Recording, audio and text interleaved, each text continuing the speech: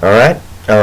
Real quick, tonight's game. I said before the game, I looked at this game on the schedule, and I finally said to myself, we got a good Thursday night game. We've had a void there. It's like the most of the Thursday night games this year have just been they haven't been competitive. They haven't been meaningful, but this was very competitive and very meaningful. So, and I like Chris Collinsworth as an announcer. I think he's a really good announcer.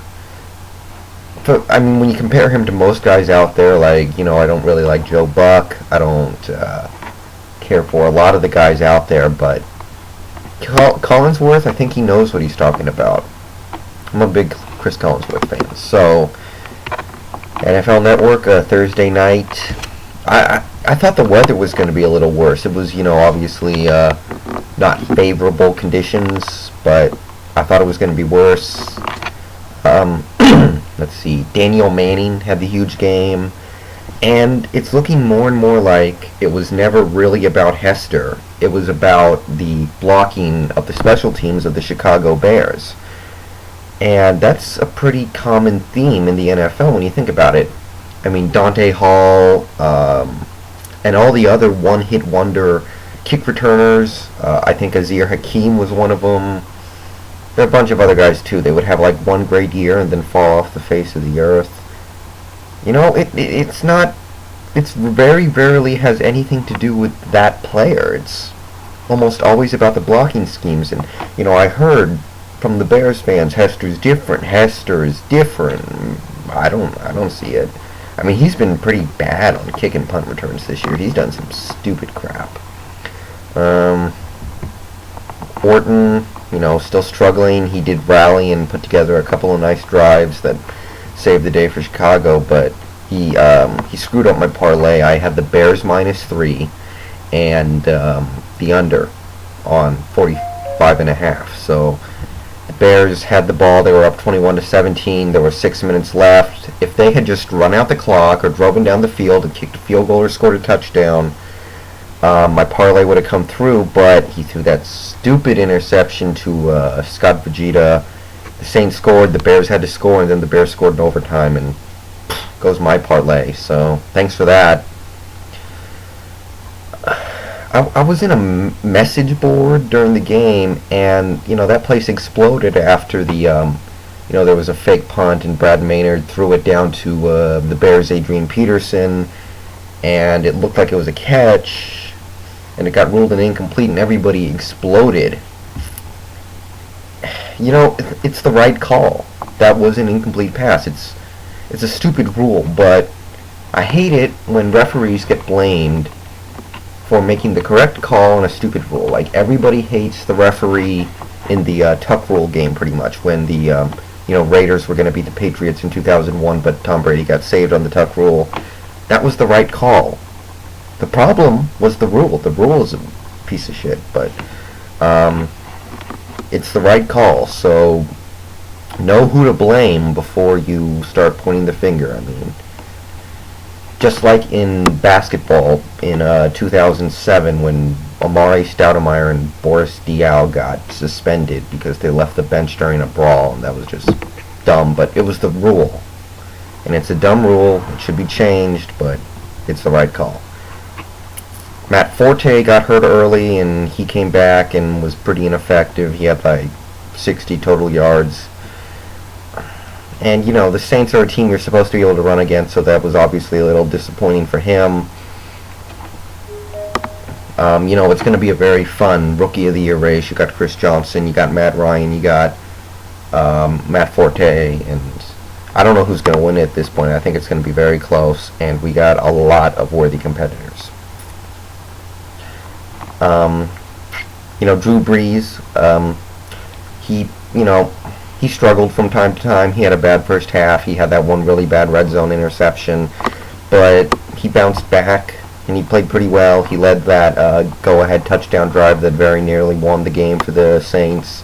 Pierre Thomas looked very good.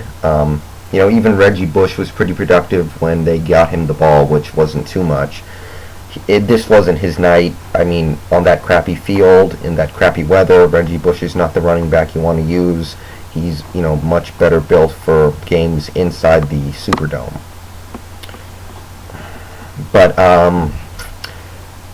Giants. Do you guys want Jeremy Shockey back? I think the Saints would really give him back. He's got, 45 catches, 500 yards, and no touchdowns on the year. That's worth a second-round pick? No, I don't think so. He's not a bad player, but he does a lot of stupid crap, and he's just not been worth those draft picks they had to give up. They might have to give up a first-rounder for him. That's a whole nother thing.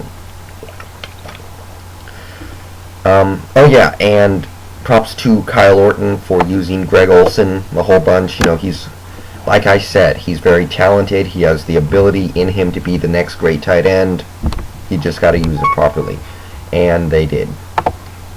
Very good game.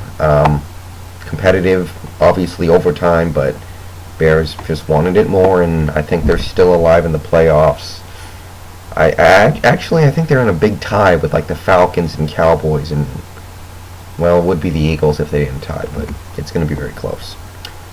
So, basketball. I haven't talked about basketball in a while. What do we got going on?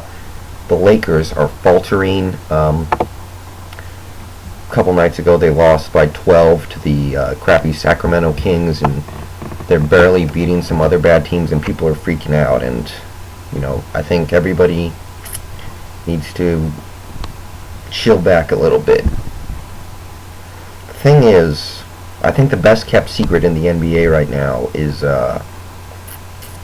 Kobe Bryant I think he's 30, but he has played more than 1,000 games in his career in the NBA, if you count the postseason. I think, he's a little over 1,000. And when a player goes over 1,000 games played in their career, mileage starts piling up. They start to lose some of their bounce in their legs. Their skills decline, basically. And I think it'd be foolish to underestimate that element here, because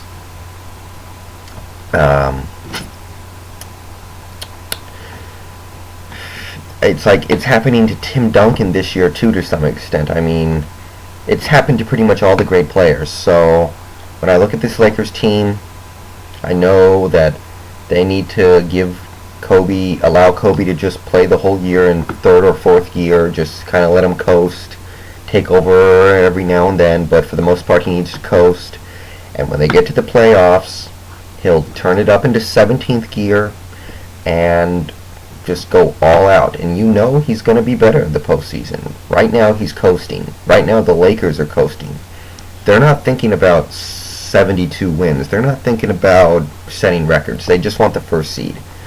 And they should pretty easily coast to that. But you got to remember, Kobe might be only 30 years old, but he's got 1,000 games on his odometer. So that's probably why we're seeing what we're seeing. So he's saving himself for the postseason. I definitely believe that. So don't give too much thought to this whole Laker thing.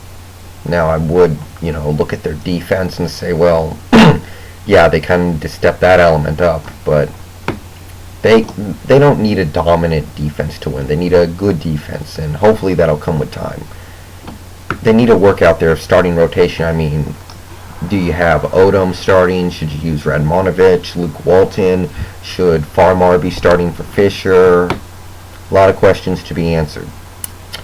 What else we got going on? I actually got a chance to watch the Cavs last night. Impressed as always. They just blowing the crap out of all these lesser teams. They're not playing good teams, but they're beating the crap out of the bad teams they're playing, so I'm good with that. Let's see. LeBron James is my number one MVP candidate right now. I've even seen some offensive jumps from Ben Wallace, and when Ben Wallace is scoring points every now and then, things are going your way, so that's great. Mo Williams has been awesome, just knocking down those threes. I like Mo Williams a lot. So, they're one of the teams that I always try and keep a track on. And finally, Chris Paul, if he keeps up like he's going right now, this could be the best season ever for a point guard statistically. like 2010, 4 rebounds, like 4 turnovers a game, so I'm always watching him. This could be the greatest season in point guard history, other than Oscar Robinson's triple-double season, which is just crazy. Alright, see you guys later.